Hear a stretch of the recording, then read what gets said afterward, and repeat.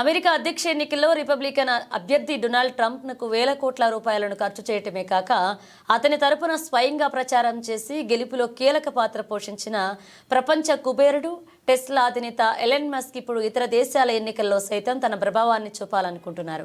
ప్రపంచ రాజకీయాల్లో కింగ్ మేకర్గా మారాలనుకుంటున్నారని రాజకీయ పరిశీలకులు భావిస్తున్నారు. అందులో భాగంగా ఆయన తొలుత యూకేపై దృష్టి సారించారు.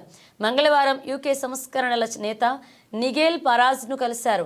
మస్క్ ఆయనను కేవలం ప్రచారం కోసం మాత్రమే కలవలేదని, ఫరాజ్కు రానున్న ఎన్నికల్లో ఆయన $1 మిలియన్ విరాళాన్ని ఇవ్వనున్నారని యూకే టెలిగ్రాఫ్ ఒక వార్తా కథనంలో పేర్కొంది. మస్క్ మన వెనక ఉన్నాడనడంలో ఎలాంటి సందేహం లేదు. విరాళాలకు సంబంధించి ఆయనతో చర్చలు జరుగుతున్నాయని ఫరాజ్ టెలిగ్రాఫ్ తెలిపారు. గ్లోబల్ కింగ్ మేకర్గా మారుదామనుకుంటున్నారని టెలిగ్రాఫ్లో పేర్కొంది.